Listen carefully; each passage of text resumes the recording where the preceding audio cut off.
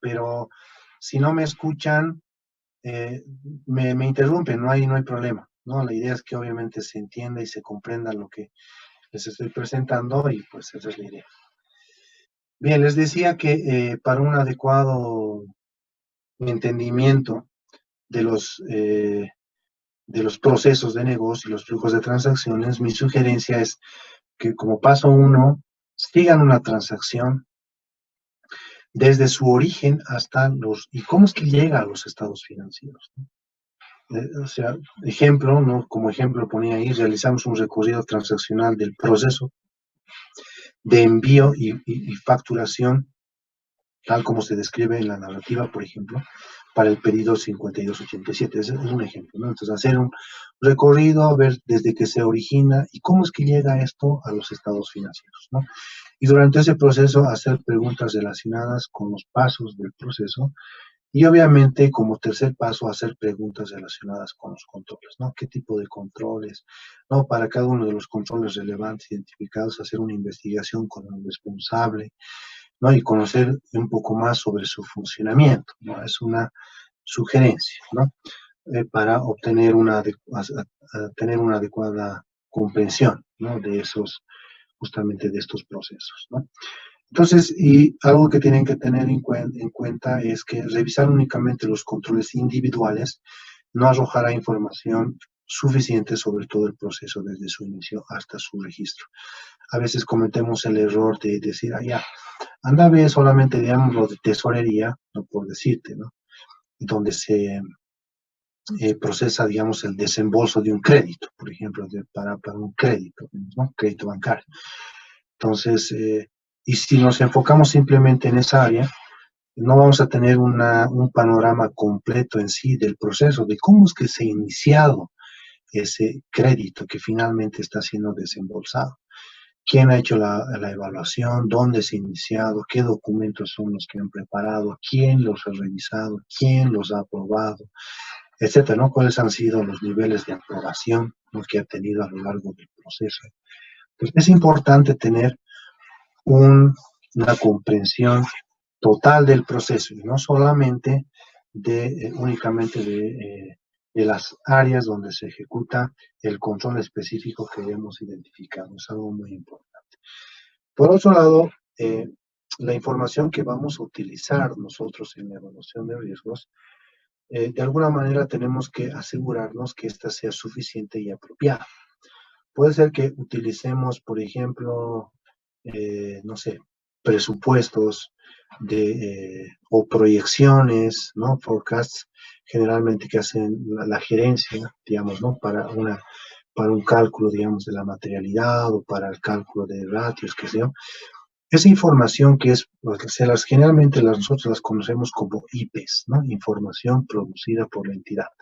Esa información tiene que ser evaluada y tenemos que concluir y hacer procedimientos de tal manera que nosotros podamos comprobar que esa información es, uno, que tenga toda la información, es decir, que íntegra, y que por otro lado, que esa información sea exacta, ¿no? Es justamente a veces ustedes, no sé si hacen es como cuando, por ejemplo, nosotros hacemos un procedimiento sustantivo, ¿no?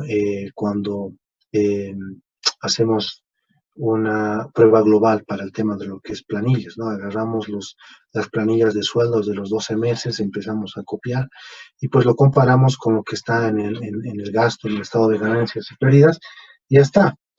Pero, pero la pregunta es, ¿cómo te has asegurado de que la información, ¿no? Sea exacta, o sea, la información de la planilla me refiero, ¿no? ¿Cómo te has asegurado tú de que esa información, primero, es exacto? Y segundo, de que es íntegra, es decir, completa, que tiene toda la información.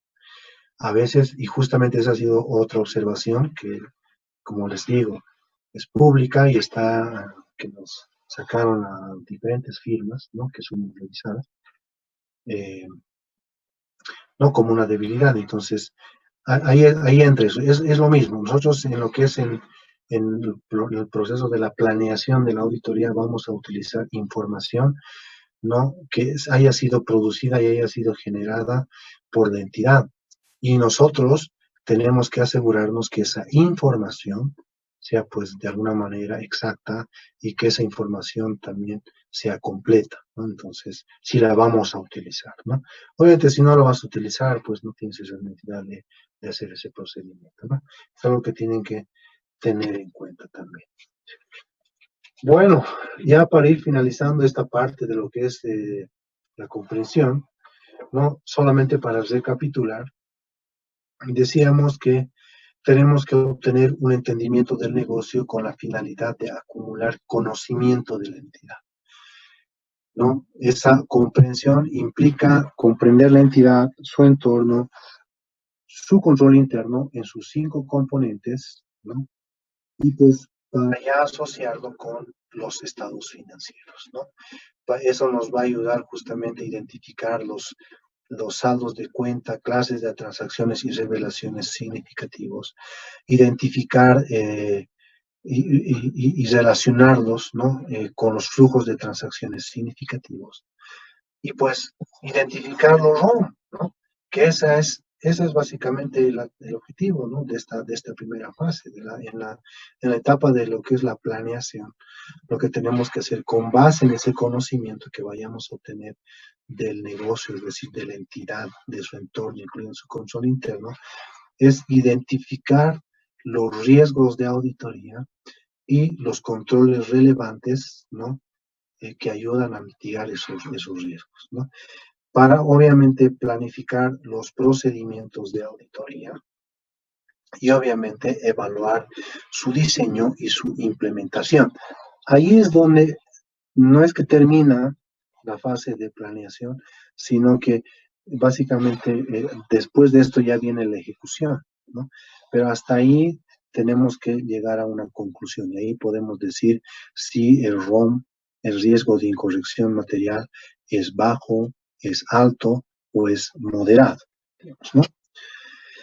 Bueno, ahora vamos a entrar, ¿no? A lo que establece la NIA 315 también, pero con relación a lo que es la identificación y la valoración de los riesgos del error material. Bien, ¿qué queremos decir con probabilidad y magnitud? ¿No? O sea, he hablado yo, les decía, tenemos que evaluar obviamente qué impacto puede tener y también qué probabilidad hay de que ocurra estos errores, porque a lo largo de la acumulación de conocimiento que vamos a lograr en esta primera fase, nos vamos a identificar con varios riesgos. Obviamente no voy a decirles que tienen que ser 30 riesgos, 20 riesgos, 5 riesgos, no sé. Pueden ser, hola, hola, otra vez, ¿no me escuchan? No sé.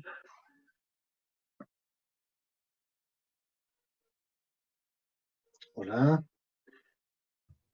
Se escucha, se escucha. Ya, perdón, sí, Sí, sí. ok. Bien, les decía entonces, nos podemos encontrar con varios riesgos, ¿no? Y lo que toca después es, pues, hacer la valoración de esos riesgos. ¿Cómo es que hacemos esa valoración de esos riesgos? Lo que tenemos que tener en cuenta es, uno, su probabilidad de ocurrencia, la probabilidad de que un error pueda ocurrir, ¿no? Y que pueda estar reflejándose en los estados financieros. Como primer punto. Segundo, evaluar su impacto, su magnitud, el monto del error potencial y que puede estar llegando en los estados financieros, ¿no? Con base en los factores que puedan afectar la probabilidad y la magnitud o el impacto que pueda tener ese riesgo, lo que vamos a hacer es justamente una clasificación, ¿no? Algunos van a quedar como con posibilidad razonable de que no existe ese error y pues van a quedar más o menos por acá, ¿no? Con impacto bajo y probabilidad de ocurrencia menor, pues y por ahí esos no los vamos a tomar en cuenta y quedarán así, como riesgos remotos tal vez, ¿no? Y no los vamos a evaluar y no los vamos a someter a prueba, no vamos a diseñar un procedimiento. No es que para todos los riesgos que tú vayas a identificar necesariamente tienes que hacer un procedimiento. Finalmente lo que tienes que hacer es diseñar los procedimientos de auditoría para responder a los riesgos cuya probabilidad de ocurrencia e impacto en los estados financieros que puede tener sea alto, ¿no? Obviamente para los que terminen, ¿no? Y con esta gráfica me van a entender mejor, ¿no? Nosotros obviamente nos tenemos que focalizar o diseñar procedimientos y la documentación que tenemos que obtener, que establece la ley 320, ¿no? Y 500, toda la sección 500, que establece que nosotros tenemos que obtener evidencia suficiente y apropiada. Obviamente será pues mucho mayor para estos que están en este recuadro, ¿no? Cuya probabilidad de ocurrencia e impacto potencial que tengan en los estados financieros sea pues mucho mayor a otros que van a quedar como con posibilidad remota o probabilidad de ocurrencia alta, pero impacto menor, o impacto realmente importante, pero la probabilidad de que ocurran realmente menor. Entonces, ¿no? Estos son los que nos van a preocupar más y estos tal vez van a quedar como con riesgos significativos, ¿no? Y que obviamente estos tenemos que ponerle atención especial. Como lo que hablábamos en inicio, ¿recuerdan? ¿No? Que es un riesgo de auditoría, era justamente la posibilidad de que nosotros podamos emitir una opinión inadecuada sobre estados financieros que contengan errores materiales, ¿no? Eso es lo que tenemos que evitar. Bien, entonces, justamente, y la categorización que vamos a hacer para esos riesgos, ¿no? Esta es simplemente una sugerencia, lo podemos hacer de esa manera. Yo siempre prefiero mostrarles en las presentaciones que les hago a los comités de auditoría o cuando me toca hacer la presentación del plan, lo muestro de esta manera, ¿no? O sea, algunos riesgos que pueden quedar obviamente con posibilidad remota, ¿no? De que no existan, y unos con ROM menor, otros con ROM mayor y los ROM significativos, ¿no? Estos que van a ser un extremo y que van a requerir obviamente una especial atención de parte de mía, ¿no? De parte del auditor. Bien, entonces, los procedimientos típicos, ¿no? Para la identificación de estos riesgos, ¿no? Justamente van a ser los que hemos venido hablando, uno por uno, ¿no? Utilizar los ROM del año anterior, ¿no? Eso nos puede servir, y utilizar las plantillas generales de ROM, ¿no? O sea, bueno, en las firmas de auditoría, pues tienen ya un banco de riesgos, incluso por industrias, que también ustedes podrían construir, o pues también esto se puede encontrar en Google, ¿no? Obviamente de fuentes confiables, ¿no? Si ustedes buscan riesgos de auditoría para la industria financiera o la industria de telecomunicaciones, y les va a salir varias sugerencias, ¿no? Que podrían ustedes también. No, yo siempre digo, si la rueda está inventada, ¿para qué volverla a inventar? ¿No? Entonces, o ustedes podrían también desarrollar su propio banco de riesgos, ir acumulando, ¿no? Porque así se haya hecho, no es que esto nos ha llegado, sino que ha sido construido a lo largo de años y experiencias previas, ¿no? Entonces, obviamente esto se ha ido mejorando, ¿no? En cada profesional utiliza sus propias plantillas, ¿no? Hemos hablado que para los procedimientos de evaluación de riesgos tenemos que considerar la información de las declaraciones de cliente. Recuerda que hablábamos sobre eso, ¿no? Las actividades de validación de otros compromisos realizadas por los científicos para evaluar, conocerse bien en la realidad y su límite, conocerse bien en el control interno, indagar como encargado del gobierno corporativo y la administración, y con otros procedimientos sobre cómo motivamos a identificar, realizar tácticas con el equipo de compromisos sobre cómo. Estas son entre los procedimientos que nosotros realizamos para hacer la evaluación de riesgos, ¿no? Y una vez que realizamos estos procedimientos, es mejor determinar los riesgos de error al revés de estados financieros y a nivel de las asociaciones, ¿no? Y obviamente aquellos saldos de plata, clases de transacciones o de operaciones no materiales y aseguraciones relacionadas con cualquier procedimiento, ¿no? O sea, estas van a quedar tengan errores. Entonces, básicamente esa es la tarea. Y pues, con esa finalidad realizamos los procedimientos. La línea 315 nos da una lista, y eso es importante que ustedes también sepan, una lista de factores cuantitativos y cualitativos, ¿no? Para determinar si los saldos de cuentas, las transacciones y operaciones contienen riesgos de error. Entonces ahí habla de que, por ejemplo, cuando nos encontremos con complejidades de la presentación, tamaño y composición de la cuenta, volumen de las actividades y complejidad, naturaleza de la cuenta, que estén expuestas a pérdidas o a cambios con respecto al periodo anterior, existencia de transacciones por parte relacionadas, son algunos factores que nosotros tenemos que entender. Sí, otra vez se cortó. Una diferencia. ¿Puede por favor ver el chat? Puede dividir la pantalla y ver los chats porque tenemos problemas con el audio. Muchas personas que lo están haciendo como se les exprese.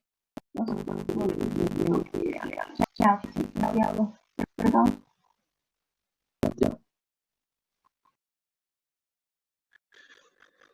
Lo que voy a hacer también es por ahí voy a cambiar de, a ver, déjenme ver, voy a cambiar de audífono, tal vez sea eso también. A ver, denme por favor un minutito, voy a cambiar de audífono porque finalmente por ahí ese es el problema. Voy a cambiar.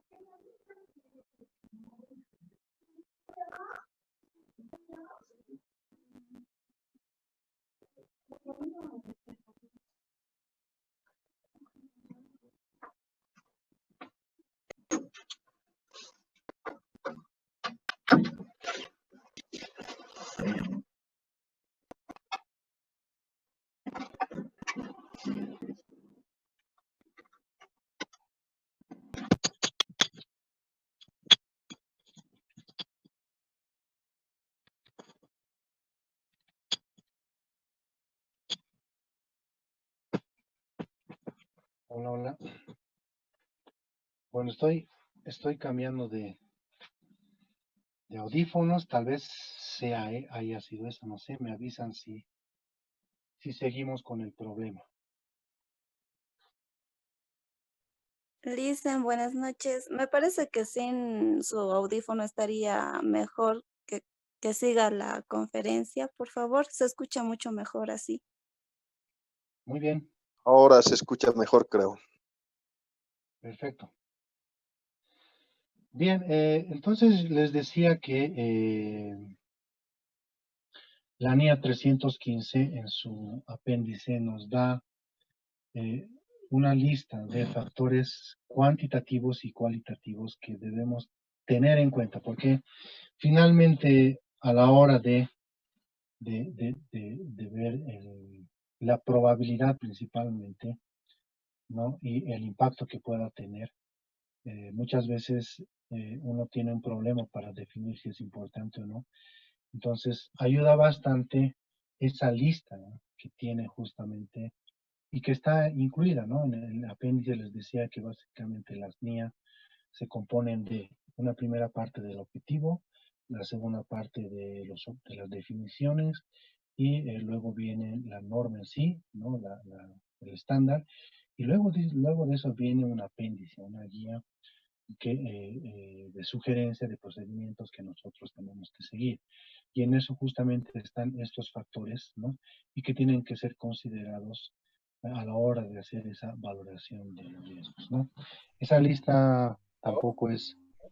Aló, Sí, hola, hola. aló, buenas noches. Está peor que la vez anterior. El micrófono creo que está muy bajo. No se escucha nada, licenciado, va a escuchar. No, está bien. No, más bien, gracias por hacerme notar. Voy a volver. Qué bacán. No, yo Abraham, también debe ser, yo digo la conexión, no sé. Hola. Abraham, podemos intentar si conectas con el celular como hace rato para ver si mejora un poco. Ah, si me conecto con la tableta. Sí, De intenta acuerdo, de y acuerdo. le Ya, demos ok, por ok. ese lado más. Ok, ok, ya pues. Dame un segundo. Ta.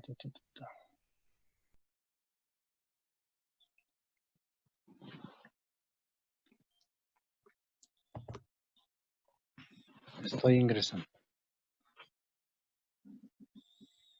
Solo que vas a tener que silenciar tu computador para que no se acople, ¿no ve?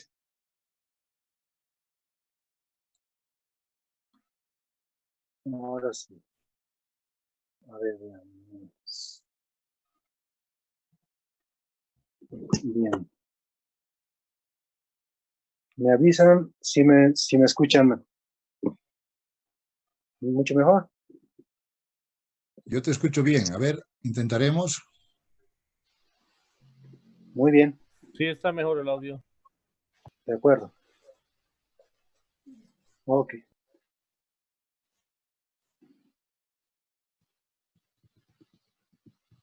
Entonces, les decía, ¿no? O sea que en la unidad 315 tenemos esos factores, ¿no? Que tenemos que tener en cuenta a la hora de hacer esa valoración, ¿no?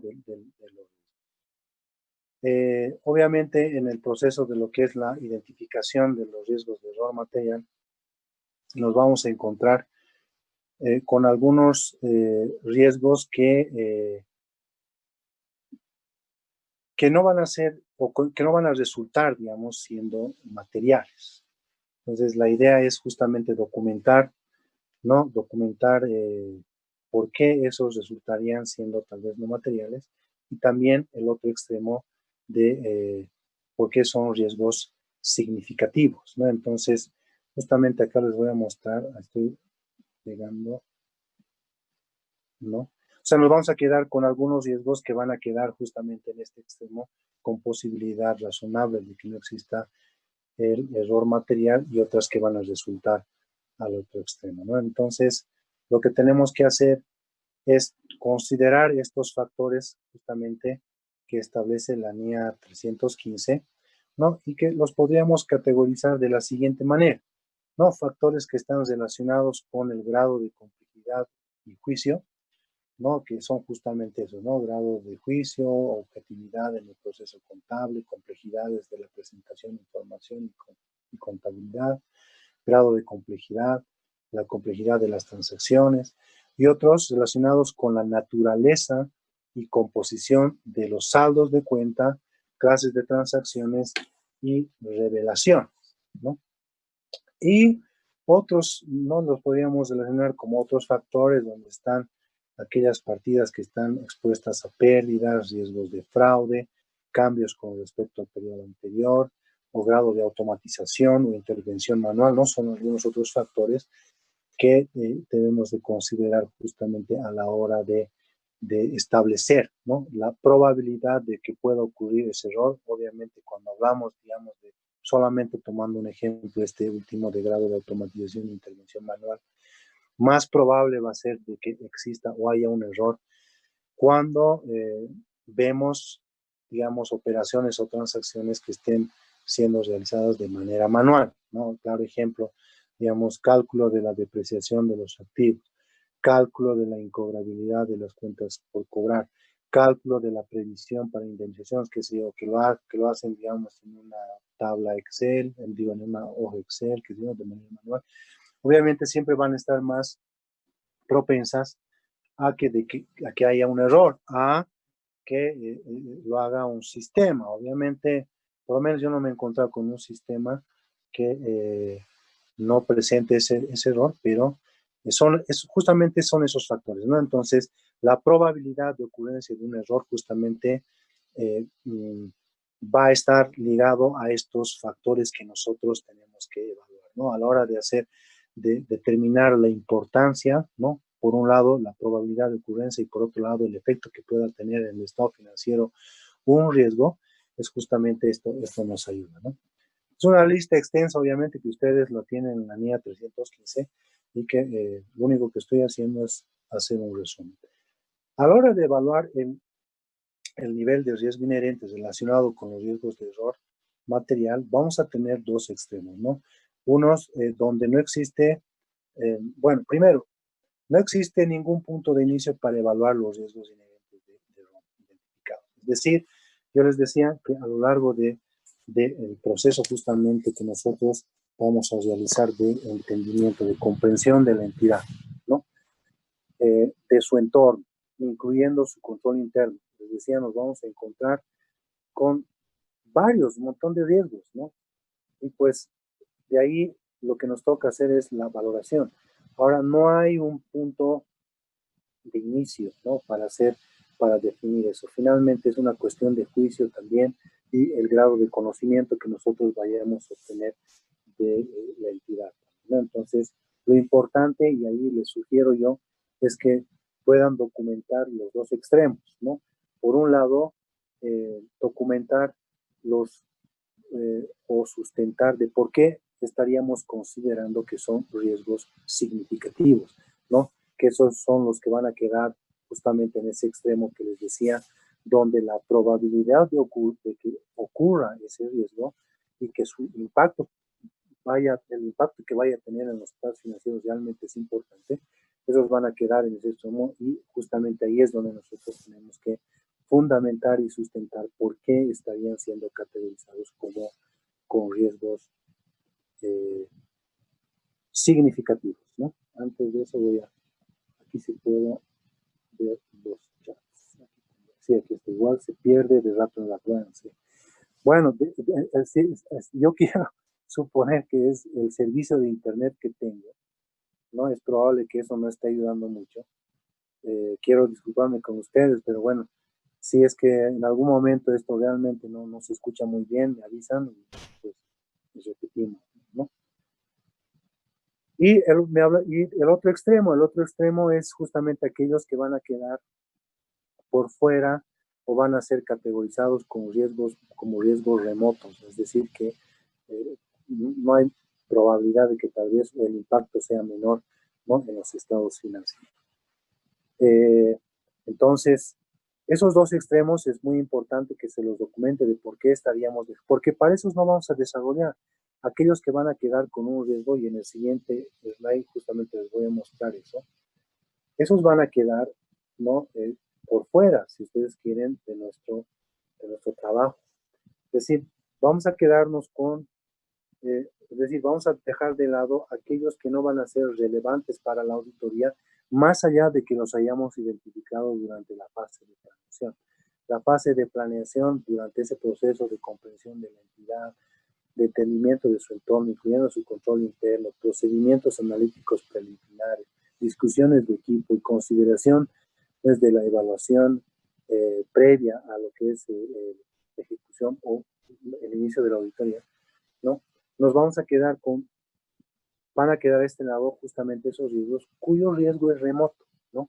O sea, remoto en el sentido en que la probabilidad de que ocurran es menor y el impacto que pueda tener esos riesgos es definitivamente igual, no tienen un impacto importante, ¿no? O sea, realmente no significativo, ¿no? Entonces, esos van a quedar así y obviamente tienen que quedar documentados por qué los hemos separado y pues no vamos a hacer ningún procedimiento, ¿no? O sea, que quedan ahí y para los que sí vamos a realizar procedimientos de auditoría van a ser para aquellos que hemos definido cuya probabilidad de ocurrencia e impacto que vaya a tener en los estados financieros no han sido categorizados como riesgos mayores o normales, digamos, y riesgos significativos, ¿no?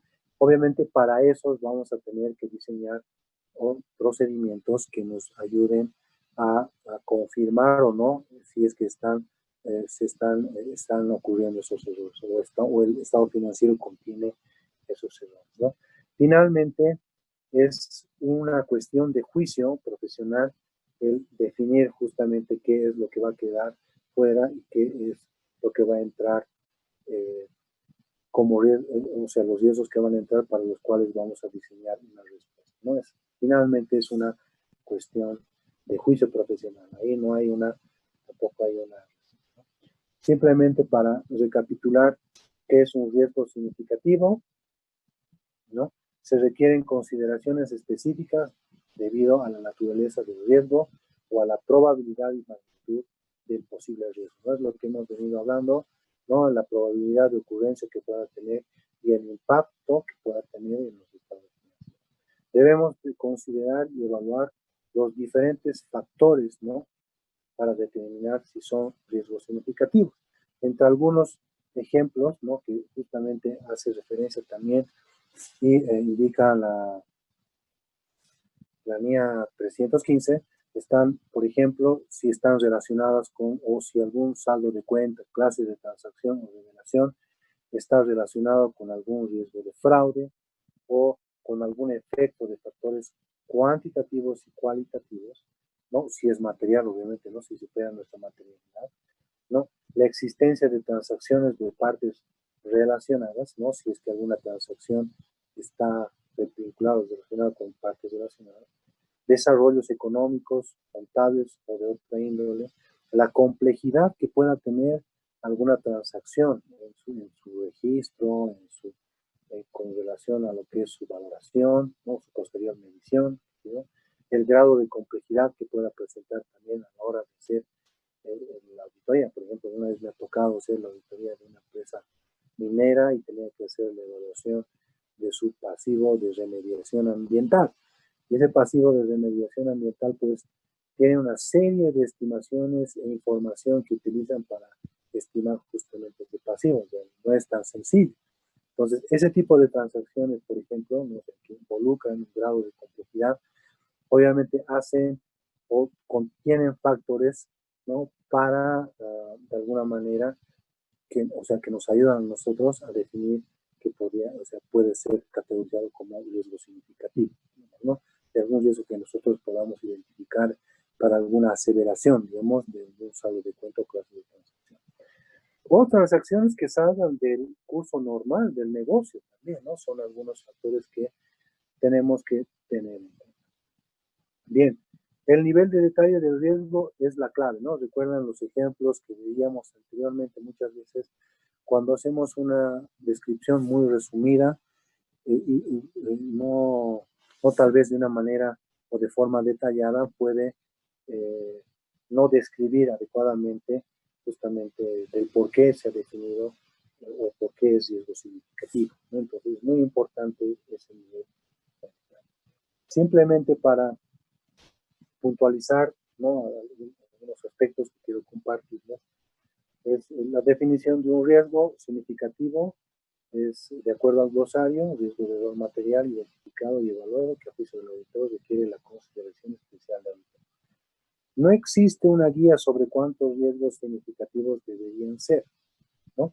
Pero el desafío consiste en determinar si es menos o más significativo que el promedio. Es decir, la idea es determinar si el riesgo es bajo o es un riesgo significativo, un riesgo alto, pero tampoco es práctico, ¿no? Definir como un riesgo moderado, ¿no?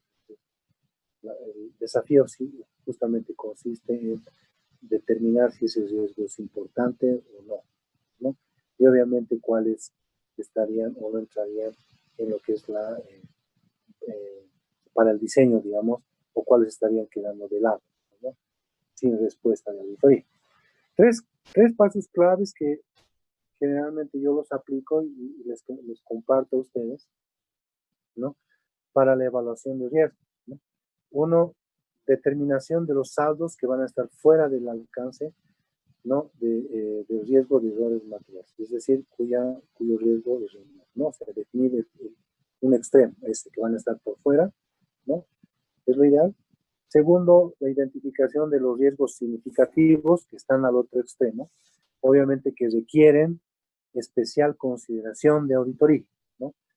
Y clasificar el resto como riesgos normales o si quieren riesgo bajo o riesgo alto, ¿no? O riesgo, pero no riesgo moderado, no sé, particularmente no para todo eso, ¿no? Entonces, eso ya es cuestión ya de juicio profesional. También tengan en cuenta lo siguiente, bueno, esto ya lo habíamos visto, estaba resumido y esto está en la NIA 315, ¿no? En el párrafo 28. Tener en cuenta los riesgos de fraude, ¿no? Es justamente lo que hemos visto antes, el desarrollo significativo, la complejidad de las transacciones, ¿no? Traducciones significativas con partes relacionadas, la medición de la información financiera y las transacciones significativas que controlan el recurso humano. Bueno, que lo habíamos visto anteriormente, para recapitular. 7 principios que yo les sugiero que son fundamentales para una evaluación eficaz de los riesgos, ¿no? Mentalidad, ¿no? Independiente, una participación de los miembros del equipo, ¿no? No solamente que sea realizado por una persona, sino es importante siempre que el socio, el gerente, especialistas, incluso el equipo pueda participar en este proceso. Profundidad en la comprensión. Muchas veces dejamos de lado, ¿no? Y no tenemos una adecuada comprensión, ¿no? De la industria. No tenemos una adecuada comprensión de la información financiera o el marco de información financiera aplicable, ¿no? No tenemos una adecuada comprensión de las leyes y regulaciones que aplican, ¿no? A la entidad. No se olviden que cada industria es totalmente diferente, ¿no? O sea, para lo que es banca, pues habrá una ley de servicios financieros. Para lo que es el mercado de valores, ahí tiene su propia ley. Así también telecomunicaciones, seguros, etcétera. Entonces es importante tener ese conocimiento, ¿no? O sea, un nivel de profundidad, obviamente, en esa conocimiento. La identificación de los ROM, que es un aspecto clave, también, que se lo tiene que hacer a lo largo justamente de ese proceso que veníamos hablando, ¿no? Desde la etapa previa, que es justamente la evaluación de continuación de realizar el trabajo o aceptación de un nuevo cliente, ¿no? Entonces es muy importante. El diseño de los procedimientos de auditoría adicionales que van a responder obviamente a los riesgos que vayamos a identificar, y este proceso tiene que ser recurrente, ¿no? Y documentarlos, ¿no? Es muy importante la documentación, ¿no? Ventajas de una evaluación de riesgo razonada y basada en hechos, ¿no? Mayor enfoque en las actividades realmente que importan. O sea, no, o sea, eso es lo importante. O sea, no nos enfocamos antiguamente, no sé cómo ustedes lo habrán venido realizando, por lo menos cuando yo iniciaba mi ejercicio profesional, básicamente agarraban el estado financiero y decían, bueno, tú te encargas de esto y tú de esto y todo eso, ¿no? A veces terminábamos auditando el 100% de las cosas, ¿no? Entonces, con este enfoque lo que se quiere es, ¿no? Enfocarse realmente en las actividades que son realmente importantes, ¿no? Y así como en las áreas de mayor riesgo, ¿no? O sea, y no enfocarnos en las áreas donde no haya mayor riesgo de que ocurran errores o incorrecciones materiales, ¿no? O sea, menos enfoque en las áreas con menor nivel de riesgo. Eso es justamente lo que decimos, ¿no? Y aplicación de una mayor cantidad de juicios debido al incremento del conocimiento, obviamente, y mejor integración entre los procedimientos de evaluación de los riesgos y los procedimientos adicionales, ¿no? Uso incrementado de las habilidades profesionales y mayor conocimiento de los clientes con el fin de entregar una experiencia diferente con perspectivas significativas para los clientes. Esa es la idea, ¿no? Darle un valor agregado. Ahora, a lo menos, ¿no? Ahora venimos experimentando y ha sido justamente participado en entrenamientos, ¿no?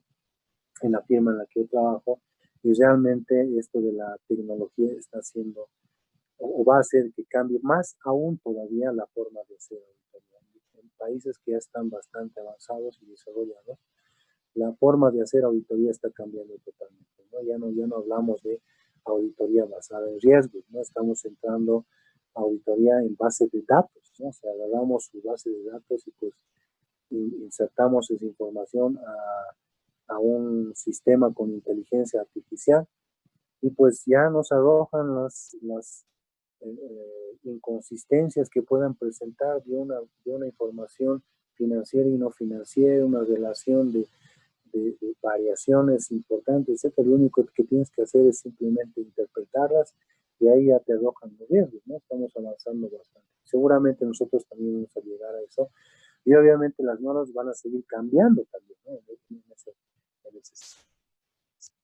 Uso más deliberado de las soluciones innovadoras de auditoría y el análisis de datos. Es justamente lo que venía comentando, ¿no?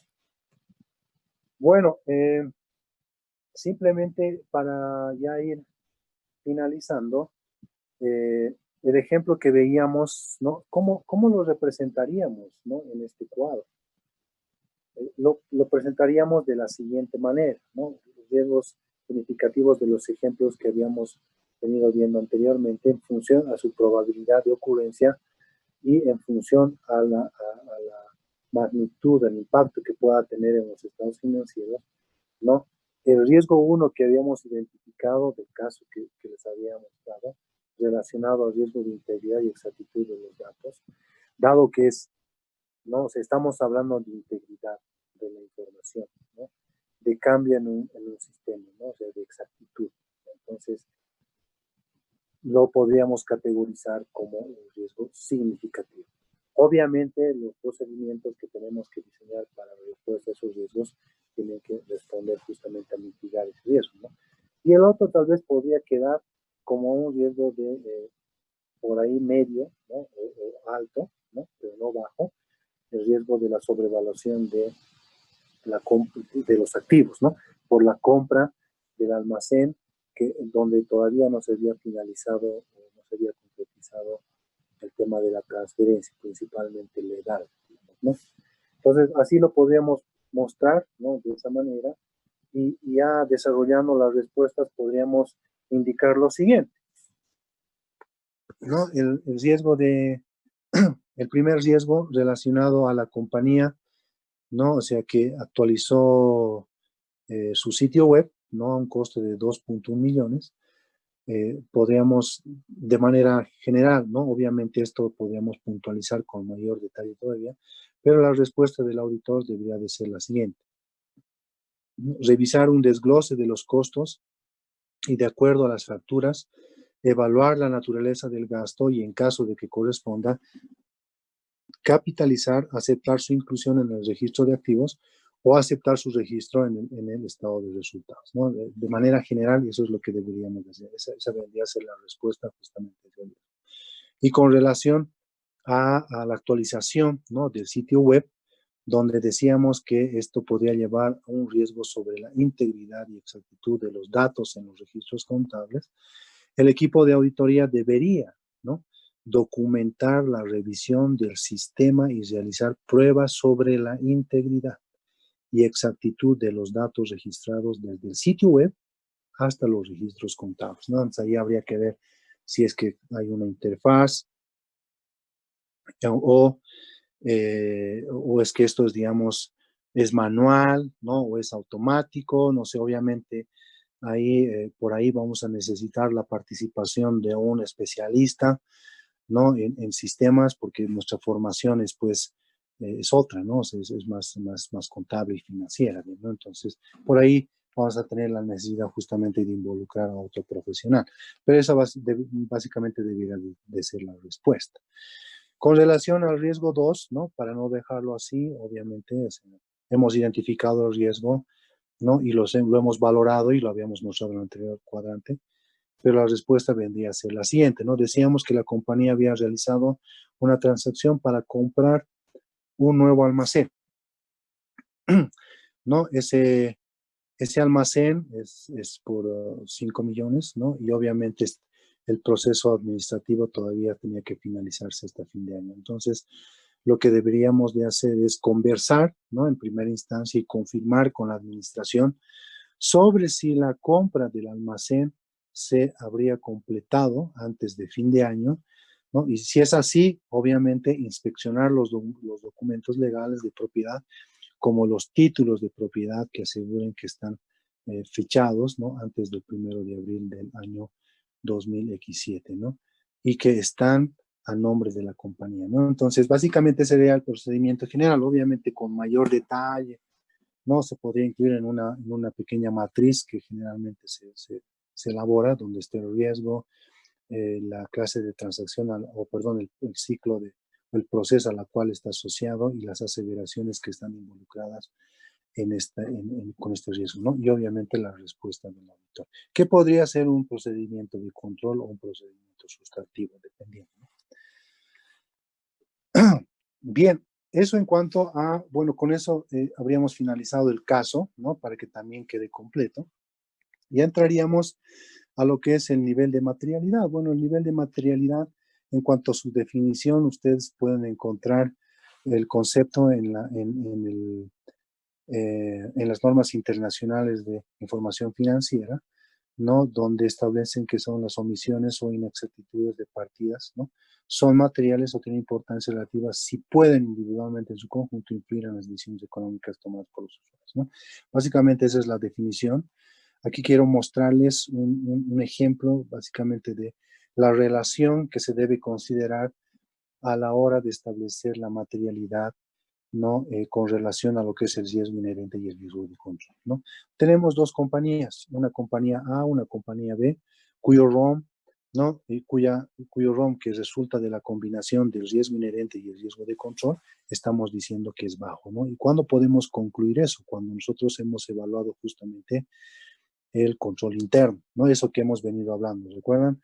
El ambiente de control, la evaluación de los riesgos o la evaluación de los riesgos, lo que es la información y comunicación, el monitoreo y lo que son las actividades de control. Cuando nosotros tenemos o hemos hecho la evaluación, podemos concluir si el ROM es bajo, alto o medio.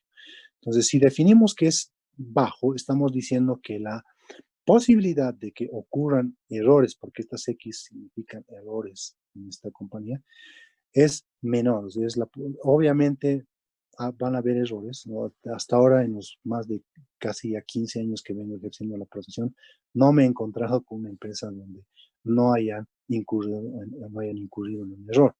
Desde pequeños y obviamente hasta materiales, ¿no? Entonces, pero con base en el conocimiento que nosotros hemos obtenido, ese conocimiento que hemos acumulado, ¿no? De entender la entidad, su entorno, incluyendo su control interno, y hacer los procedimientos analíticos preliminares, valoración de riesgo, etcétera, estamos concluyendo de que la posibilidad de que ocurran errores es baja, ¿no? Entonces, a diferencia del otro, ¿no? Puede ser de que lleguemos a la conclusión de que, pues, igual no hay un ambiente de control adecuado, no tienen un proceso de identificación de riesgos, es más, ni siquiera los valorizan, no los administran ni los delegan. El proceso de información y comunicación es pobre. No cumplen con algunas actividades de control que han sido establecidas. No hay un monitoreo tal vez continuo, ¿no? de parte de la gerencia con respecto a los controles que ha establecido. Entonces, la probabilidad de que ocurran pues errores en esta compañía va a ser pues mayor, ¿no? Obviamente. Entonces, cuyo ROM va a ser pues alto, ¿no? Entonces, si nosotros establecemos un nivel de materialidad, por ejemplo, a este nivel, ¿no? En el caso de la compañía A, la combinación de este error con nosotros podría resultar que no supere la materialidad que nosotros hayamos definido. Y pues tal vez podría resultar adecuado ese nivel de materialidad. A diferencia de la otra compañía, si mantenemos este mismo nivel de materialidad, la combinación de este con otros podría resultar en un error material y pues fácilmente, quién sabe, podría superar nuestra materialidad. Entonces, en esos casos, lo ideal es calcular o determinar un nivel de materialidad mucho más bajo, no es menor, ¿no? Pueden ser compañías que operan en la misma industria, dos bancos, ¿no? Por decirles, dos compañías aseguradoras, que sea, pero tienen diferente cultura, diferente ambiente de control, diferentes personas, digamos, que ejecutan las tareas de día a día. No son las mismas. Entonces, eso nos va a ayudar justamente a definir si debemos aceptar un nivel de materialidad más alto o un nivel de materialidad mucho más bajo. Eso nos ayuda a nosotros. Lo que nos ayuda bastante a nosotros es justamente la definición del ROM que nosotros podríamos llegar en esta fase de planeación, ¿no? Es decir, en la fase de planeación ya debemos de definir si esta compañía, ¿no? Esta compañía podríamos definir un ROM bajo o un ROM alto, ¿no?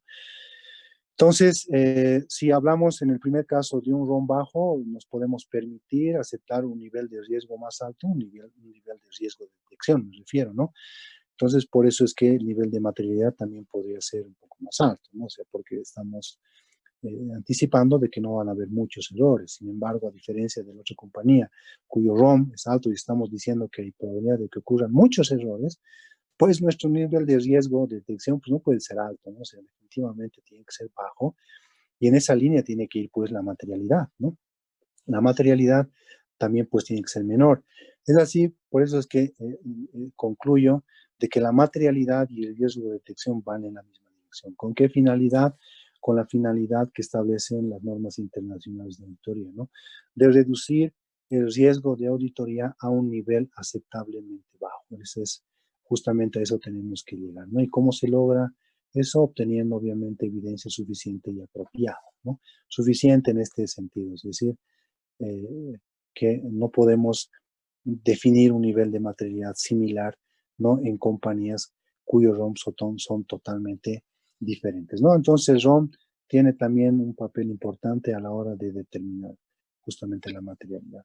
Los puntos de referencia que nos sugiere la NIA 320, ¿no? Son estas: utilidad antes de impuestos, ingresos ordinarios totales, el patrimonio neto, los gastos totales y el total de los activos. Simplemente como referencia, y estoy colocando los porcentajes que establece la guía PYME en su cuarta edición, que si aplicamos o determinamos que el punto de referencia, benchmark, para determinar nuestra materialidad es la utilidad de impuestos, debería de ser de un 3 a un 7%, ¿no? O si es sobre la base de los ingresos totales, de un 1 a un 3%, patrimonio de un 3 a un 5%. No, esos son porcentajes. Finalmente es una cuestión de juicio también el establecer porcentajes. Cada firma, cada profesional, obviamente con base en su metodología, pues establece los niveles de porcentaje que son adecuados y aceptables en su criterio. Obviamente cada uno a la hora ¿no? de defender su trabajo, porque muchas veces toca ser evaluados, ¿no? En una revisión de calidad, ya sea externa o interna, pues defenderá por qué ha establecido esos porcentajes y esos niveles de materialidad, ¿no? Estos son los puntos de referencia que debemos seguir, ¿no? De acuerdo a la línea 320. Y obviamente ahí la que sugiere que tomemos en cuenta es la utilidad antes de impuestos, ¿no? Los niveles de materialidad que se establecen en la línea 320 son la materialidad para los estados financieros en conjunto o materialidad global, la materialidad de ejecución de trabajo y obviamente cuando resulte aplicable el nivel de materialidad para un tipo de transacción o clase o saldo de cuentos de relación específico, ¿no? Entonces, si queremos ilustrar, estos vendrían a ser los niveles de materialidad. Si, por ejemplo, yo he definido que mi nivel de materialidad, o sea, para el conjunto de los estados financieros son 100,000 unidades monetarias, mi nivel de materialidad para la ejecución del trabajo o la materialidad de desempeño debería de ser menor. En este caso es 80,000, le estoy restando 20,000 unidades monetarias. No, ahora alguien me dirá, pero ¿por qué 80,000? Bueno, finalmente es igual una cuestión de juicio, ¿no? Algunos profesionales optan por definir un porcentaje, dicen, no sé, yo voy a calcular el 80, 70, 75% de la materialidad, mi materialidad de desempeño. Bueno, finalmente es una cuestión de juicio. Otros también dicen, bueno, no, yo le voy a restar los errores ajustados y no ajustados de la anterior gestión. Y eso era 20,000, listo. Entonces, eso es lo que yo anticipo de errores que se van a presentar este año. Finalmente, es una cuestión de juicio profesional, ¿no? La idea es documentar cómo es que se ha determinado su materialidad. Y un nivel de materialidad, ¿no? Mucho menor, que establece la NIA 450, que es establecer un monto, ¿no? Que nos ayude a definir si los hallazgos, las diferencias que vayamos a identificar durante la ejecución de la auditoría, principalmente, vayan o no vayan a ser acumulados en la planilla de diferencias, ¿no? O de hallazgos. Entonces, si, por ejemplo, para este caso estamos ilustrando, o en este caso ilustrativo estamos definiendo que sean 5,000 unidades monetarias, ese va a ser mi límite, ¿no? Para acumular diferencias de auditoría. Si yo me encuentro con una diferencia de auditoría de, por decirles, 3,000 bolivianos, entonces eso no entrará en mi planilla, ¿no? De diferencia de auditoría, sino lo dejaré en mi papel de trabajo como una diferencia inmaterial. Obviamente, también se tiene que fundamentar de por qué, cómo has definido ese límite de error. Y pues el otro nivel de materialidad específica para un área particular de los estados financieros, ¿no? En cuando corresponda, puede estar justamente en ese nivel, ¿no? Que estaría entre la materialidad de desempeño y el límite de errores, o para acumular diferencias de auditoría. Los pasos que debemos de considerar, ¿no? Para Licenciado, determinar... disculpe, antes que pase, quisiera hacerle una consultita respecto Bien. a lo que ha expuesto. No me ha quedado muy claro la diferencia entre la materialidad de desempeño y la materialidad específica. Por favor, si puede ampliar un poquito más. Ah, ya. Bien, la materialidad de desempeño, la materialidad de ejecución del trabajo es una materialidad que la debemos de establecer. Esto lo establece la NIE 320. Generalmente esta materialidad la utilizamos para determinar, por eso también se la llama así, ejecución del trabajo. Es para determinar las muestras para los procedimientos sustantivos. Cuando tenemos que seleccionar una muestra, no sé, para confirmar, por decirte, saldos, ¿no? De cuentas por cobrar. Entonces, ¿qué nivel de materialidad vas a utilizar? Va a ser la materialidad de desempeño. Entonces, esa materialidad sirve justamente para determinar el alcance, ¿no? De la muestra que vas a determinar para un determinado saldo o clase de transacción, ¿no? De los estados financieros. Mientras que la materialidad específica o para un área particular, ¿no? Puede ser de que tengas algún factor, ¿no? Que a ti te llegue a hacer pensar de que una cuenta, no sé, por decirte, dentro de los inventarios, ¿no? Inventarios generalmente habíamos dicho que está, digamos, materia prima, productos terminados, productos en proceso, o por ahí lo que es la previsión por obsolescencia. Entonces, tú puedes establecer un nivel de materialidad específico para un área en particular. Podrías hacer una segregación, por decirte, de lo que es, digamos, inventarios, y determinar un nivel de materialidad específico para lo que es la previsión para obsolescencia, ¿no? Específica para una cuenta. Ahora, ¿qué monto definir? Bueno, ahí también ya es una cuestión de juicio, ¿no? Puede ser un porcentaje, si tú quieres, de la materialidad de desempeño. Puede estar en función al saldo, tal vez, de la cuenta que estás analizando, o utilizar otros factores, ¿no? O sea, cada profesional ya en función a su juicio, en función a la experiencia, digamos, define justamente qué monto va a ser aceptable, ¿no? De error, ¿no? Para esa cuenta específica. Entonces, pero generalmente es para una cuenta específica, ¿no? A diferencia de lo que es la materialidad de desempeño. La materialidad de desempeño la utilizas en sí para determinar el alcance de los procedimientos sustantivos, especialmente de muestreo, ¿no? Para todas las partidas, ¿no? Del balance y del estado de ganancias y pérdidas. Mientras que la materialidad específica es específica para un saldo de cuenta que puede ser, como te digo, no una cuenta específica, digamos, de inventarios, puede ser una cuenta específica para lo que es cuentas por cobrar, o puede ser para ingresos o costo de ventas, pero solamente aplicas para esa cuenta, no en sí para las otras cuentas, ¿no?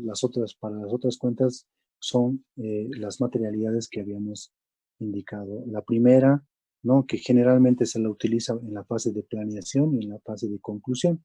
En la fase de conclusión, para identificar las cuentas significativas, y en la fase de conclusión te ayuda a ti principalmente para definir si algún hallazgo que has determinado en la ejecución de la auditoría vaya o no al informe, es decir, como un informe calificado.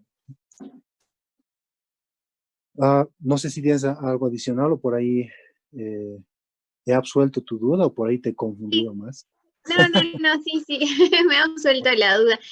Una cosita adicional, dice, en el caso de límites de errores, estos si bien se quedan en el papel porque, digamos, no superan los 5,000, estos sí se tienen que informar en el informe de control interno, o simplemente porque no son materiales no se los menciona y ya. No, bueno, en todo caso, si estamos definiendo que esto, por eso la NIE 450 establece de que todos aquellos, todo aquello que vas a comunicar a la gerencia, debería de ser justamente, o sea, tú tienes que definir un monto, ¿no? Un monto, un porcentaje, ¿no? Un monto, en base a tu juicio también. Entonces, tú defines el monto a partir de qué monto tú vas a informar. Y a partir de ese monto, pues empiezas a acumular y eso sí deberían de ser incluidos en tu carta de control interno. Pero los montos de diferencias, que sí, etcétera, que no estén por encima de ese nivel, en teoría no deberías de informar, ¿no? Pero finalmente es una cuestión de juicio, ¿no? Por eso a veces es importante también aclarar eso a la hora de presentar el plan, ¿no? Indicarles que se les va a informar, ¿no? O comunicar cualquier hallazgo que supere ese nivel, ese límite de errores, ¿no? A no ser que ellos te digan, no, bueno, queremos también que nos informen otros, podrías disminuir tu materialidad, no es ese límite de error, o podrías incluir otra carta por separado también, no sé. Finalmente no es algo, digamos, una línea o algo específico que ya esté, digamos, establecido, ¿no? Ya. Una consulta más, Bill, disculpas, es que es algo con lo que siempre he estado arrastrando estas dudas y lo estoy aprovechando. Pues es sobre en qué momento saber, o sea, qué nivel de materialidad nos ayudaría a saber si deben ajustar una cuenta y en caso de no ajustarlo, tal vez hacerlo mención en el dictamen. ¿Esto nos ayuda de alguna de esta materialidad? O sea, ¿cómo saber cuándo necesariamente tienen que hacer un ajuste? Y si no lo hacen, deberíamos informarlo en el dictamen, ¿no? ¿Eso también estaría dentro de los 5.000 o eso llega a la materia de desempeño? No sé. No, la materialidad global, sí, la materialidad global es justamente la que te ayuda también, ¿no? Obviamente, pero hay que tener en cuenta también otros factores, ¿no? O sea, no solamente factores cuantitativos, pero si nos remitimos a un factor cuantitativo, netamente cuantitativo, en este caso, si el error que tú hayas identificado, por decirte, no sé, has enviado confirmaciones por de 1.000.000, ¿no?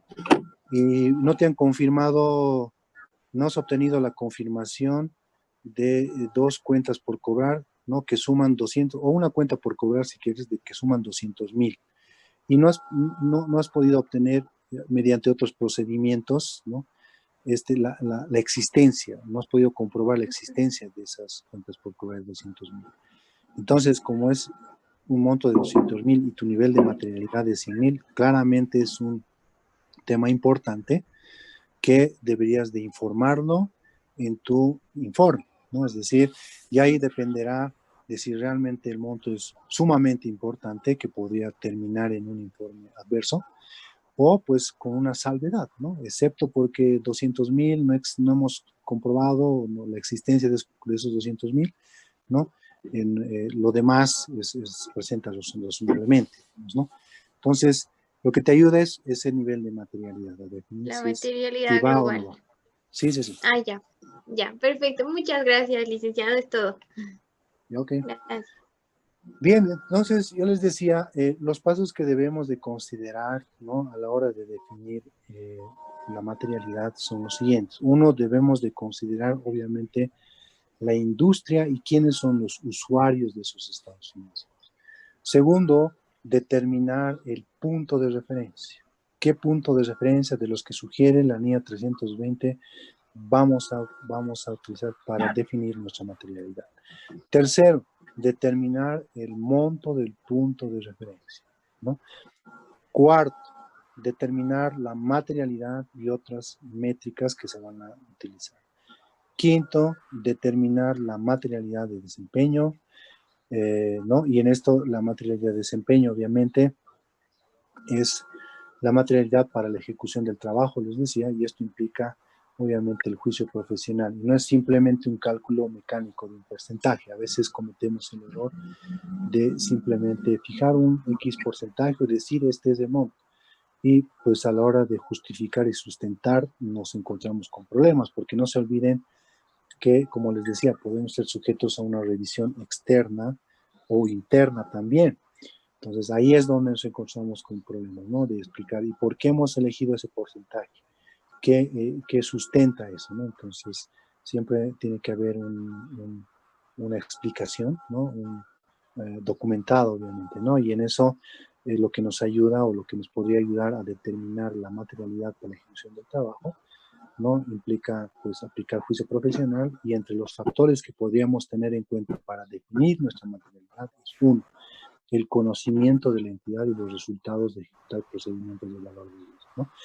Lo que les decía anteriormente, si con base en el conocimiento que nosotros hemos obtenido y hemos llegado a la conclusión de que hay la posibilidad de que hayan muchos errores, no, pues mi nivel de materialidad no puede ser pues muy alto, ¿no? O sea, definitivamente eso estaría contradiciendo a la conclusión que yo he llegado en la planificación. Por otro lado, la naturaleza y extensión de las incorrecciones identificadas en auditorías previas, eso también te ayuda, ¿no? A, tal vez definir un nivel de materialidad más adecuado, o sea, me refiero a más bajo. Expectativas de posibles incorrecciones, ¿no? que podamos tener y que se estén presentando en el periodo que nosotros estemos auditando. Entonces, es una cuestión de juicio. Finalmente, lo que hay que hacer es documentar, ¿no? ¿Qué factores son los que hemos tenido en cuenta o hemos tomado en cuenta para definir nuestro nivel de materialidad, ¿no? Y pues ya para ir finalizando, con eso, ¿no? Hemos revisado nuevamente la NIA 300, 315, 320, algo de la 330, la 402 y la 450, ¿no? Que es justamente la que hablábamos, la declaración de equivocaciones identificadas durante la auditoría. ¿No? En el proceso para identificar las cuentas significativas, ¿no? Tenemos que contemplar lo siguiente, identificar todos los rubros de los estados financieros, ¿no? Es decir, no debíamos de dejar de lado ninguna, ¿no? A la hora de identificar justamente las cuentas significativas. Identificar todas las cuentas, identificar las cuentas significativas y determinar las aseveraciones relevantes, ¿no? Lo correcto es, ¿no? Partir del rubro del estado financiero a las cuentas, no del rubro del estado financiero Un o de deseo las por las cuentas. cosas materiales. ¿Perdón? Que el Espíritu de Dios te redarguya, te muestre si estás en el camino. Buenas noches, buenas noches. Primeramente agradecer a la Academia de Capacitaciones Líder por la invitación para poder participar de este evento. Hola, hola. Bueno, creo que se han cruzado los... La verdad que lo he venido siguiendo. Ya, lastimosamente, bueno, no pude estar en todos los eventos, pero sí me siguen varios. Ok, ya sé. Bien, ¿no? Entonces, aquí una pregunta simplemente para, como ejemplo, lo que veníamos hablando, ¿no? O sea, la entidad ABC ha identificado las cuentas por cobrar corrientes como un rubro del estado financiero, ¿no? El rubro se compone de cuentas por cobrar a terceros y cuentas por cobrar a partes relacionadas. Estamos obligados a desglosar, ¿no? O desagregar las cuentas por cobrar a terceros y partes relacionadas. Bueno, la respuesta debería exactamente sí, ¿no? O sea, las respuestas. Definitivamente para definir los riesgos y los controles relevantes específicos para cada tipo de transacción, ¿no? ¿Cómo identificamos las cuentas? ¿No? Identificamos las cuentas desglosando, desagregando los rubros de estados financieros que contienen montos del balance, ¿no? De sumas con diferencias, o sea, con riesgos inherentes de error, riesgos inherentes de fraude, riesgos de control o controles establecidos. Factores de riesgo inherentes relevantes para la identificación de cuentas significativas, lo que podríamos tener en cuenta, lo que ya habíamos visto anteriormente, son cambios del periodo anterior, relación con la materialidad de desempeño, naturaleza y transacciones subyacentes, volumen de transacciones, ¿no? Posibilidad de pasivos contingentes, susceptibilidad de errores, complejidad de homogeneidad, complejidad sin contenido de reportes, ¿no? Muchas las que están incluidas justamente en la NIA 315 que les había comentado anteriormente.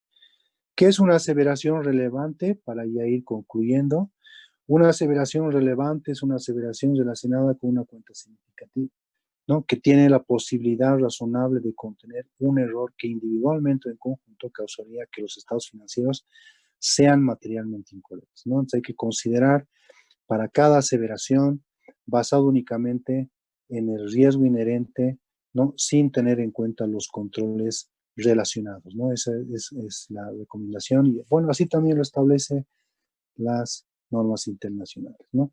Una aplicación justamente del enfoque cuantitativo, ¿no? Con esto para ir finalizando, sería el siguiente, ¿no?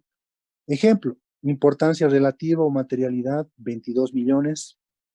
Partidas de los estados financieros, la partida que vamos a analizar es otros activos. Los desagregamos y nos encontramos que esto está compuesto por intangibles por 111, gastos anticipados por 12,000, documentos por pagar por 23, depósitos 10,000, otros por 12,000. Se identificó como un saldo de cuenta clase de transacción material dentro del alcance. Pues para el primero, obviamente, porque supera nuestra materialidad de 111 millones, mi materialidad 22, sí. Gastos anticipados, no, porque no supera mi materialidad. Documentos por pagar, 23, obviamente supera, sí.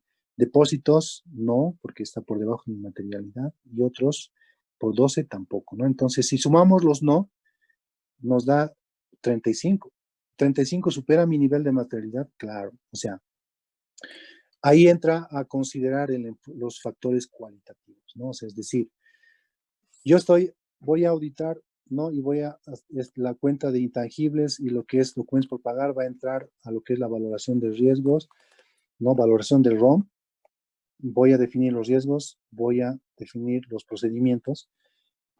Sin embargo, me están quedando 3 partidas en las cuales he dicho que no, obviamente porque individualmente no son materiales, pero en el agregado terminan siendo importantes. Entonces tenemos que hacer una reevaluación y tomar algunos factores cualitativos que pues nos puedan hacer pensar de que los gastos anticipados que por ahí el año pasado tenía un saldo de 0, si ahora llegó a 12,000, pues entraría. O que los depósitos, pues no, el año pasado tenían algo de 10,000 y ahora 10,000, 259, no ha variado mucho. Además, no tienen muchas transacciones, no contemplan transacciones inusuales, ¿no? Pocas, entonces lo dejo como no. Y otros, pues que sí, que bueno, hay transacciones, una bolsita, digamos, que incluye otras transacciones que no han sido identificadas, qué sé yo, entonces considerar un factor cualitativo y pues digo, bueno, está más también. Si bien cuantitativamente no supera mi nivel de materialidad, pero estoy tomando un factor cualitativo para decir que va a entrar dentro de mi valoración del ROM. Entonces, cuando yo hago mi evaluación final, digo, ¿qué es lo que va a quedar por fuera? 10,000, está por debajo de mi materialidad. Entonces, ahí estoy cumpliendo justamente lo que yo les decía, ¿no? Reducir el riesgo de auditoría a un nivel aceptablemente bajo, ¿no? Entonces, en teoría no deberían de cuestionarnos porque lo que estoy dejando fuera prácticamente está por debajo de mi materialidad y lo peor que puede pasar es que esos depósitos no existan, pues no existen, pues mi nivel de materialidad es 22 millones. Finalmente yo tengo que expresar o otorgar una seguridad razonable, ¿no? No una seguridad absoluta, ¿no? Ok, entonces esto queda por debajo de la importancia relativa y pues ya queda, ¿no? Bueno, con eso hemos finalizado. Espero que hayan comprendido. No sé si tienen alguna pregunta para que la podamos contestar o si no, pues habríamos finalizado este módulo. No sé si tienen alguna consulta. Licenciado, buenas noches. Una consulta. Digamos, dentro del exigible, hubieran cuentas por cobrar y cuentas por cobrar, hubieran sus cuentas, que tuvieran saldo cero hacia Sí. la gestión, pero tuviera un movimiento de millones. Entonces, aquello, si no tiene saldo, o esto, ¿de qué manera lo podríamos revisar? A nivel de transacción, obviamente eso es muy importante y muy buena su pregunta. A veces nos enfocamos simplemente al saldo y a veces nos olvidamos de las transacciones que se podrían haber suscitado, digamos, ¿no? Durante un periodo. Entonces es muy importante, por eso a la hora de evaluar, ¿no? Los saldos cero, los saldos menores a la materialidad que veíamos en el ejemplo, entramos a ver factores cualitativos. Dentro de esos factores cualitativos justamente están esos, ¿no? Entrar al mayor, ver cuántas transacciones, se han suscitado, pues que yo decía, en un caso, un supuesto, digamos, ¿no? Esos de 10.000 que lo dejaba por fuera, que pues el año pasado era 10.000, ahora subió a 10.259 y pues han habido 3 transacciones. Bueno, no ha habido ningún cambio, no hay nada inusual, entonces lo dejo así, no entra, queda por fuera. Pero si yo me encontrase que digamos, el año pasado tuvo algo de, ponte en el ejemplo, ¿no? 10.000 y ahora sigue siendo 10.000, pero en el año han habido transacciones por millones, miles de millones, ¿no? Entonces ese ya es un factor cualitativo que debería de llamarme la atención y pues obviamente lo tomo en cuenta y lo puedo agregar como una partida que sí la voy a tomar en cuenta dentro de lo que es la valoración de ROM, identificar un riesgo, ¿no? Definir los procedimientos, ¿no? Y el enfoque, etcétera, ¿no? Para hacer la evaluación. Entonces, hay que considerar, pero dentro de los factores cualitativos, ¿no? Muchas gracias, licenciado. Y una consulta más. ¿Podría darnos un número de celular, por favor? Claro que sí, con gusto. Me pueden escribir si quieren por WhatsApp, o me pueden llamar y con gusto yo siempre estoy abierto a cualquier consulta que me pueden hacer.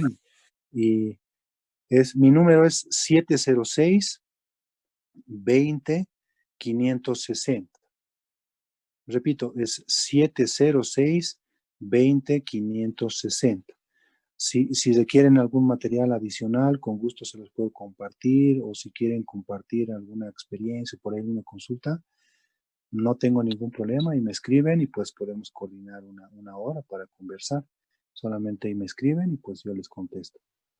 Muchas gracias. Licenciado, buenas noches. ¿Podría Sí, buenas hacer noches. una consulta? Claro que sí, dígame.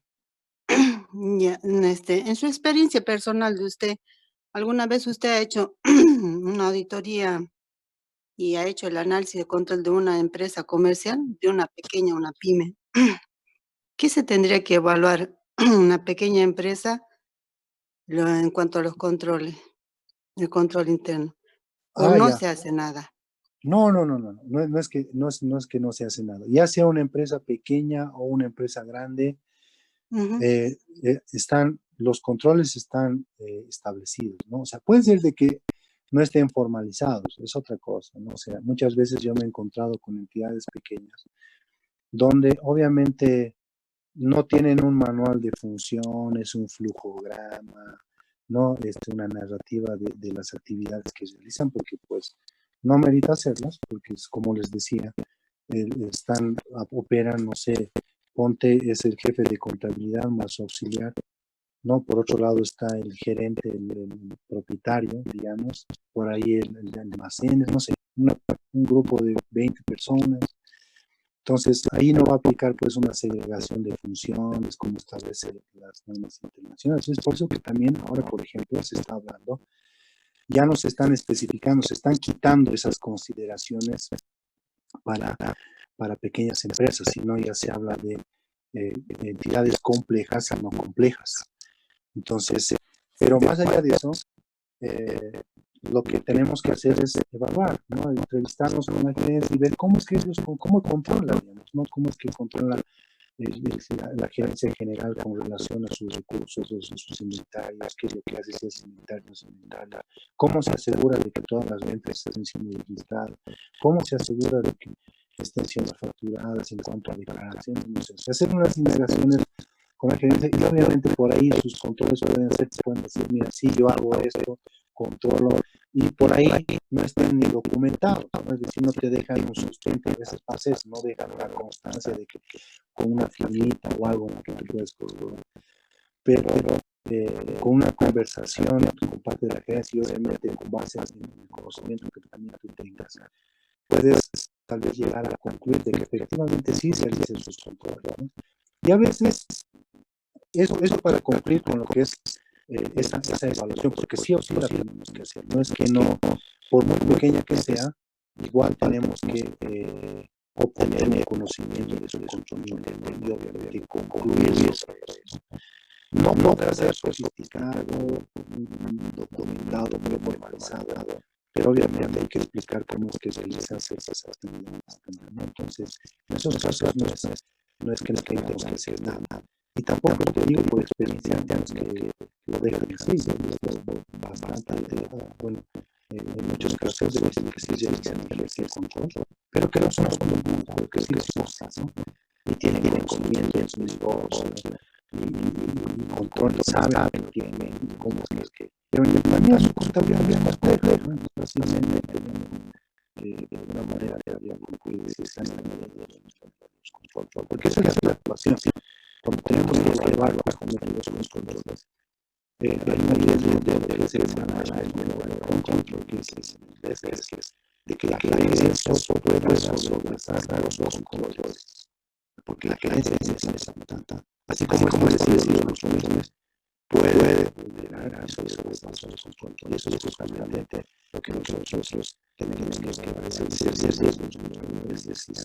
realizando. Pero no es que, o sea, sí, yo veo obviamente la documentación que se no va a ser expuesta como para una empresa que tiene justamente las soluciones manuales, no llamemos pues mucho.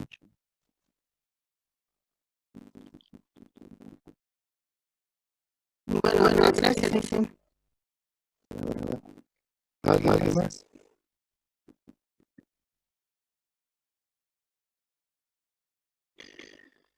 Creo que bueno, pues creo que hemos terminado en la hora, ¿no? Que está establecido. Muchas gracias por su atención, pues espero que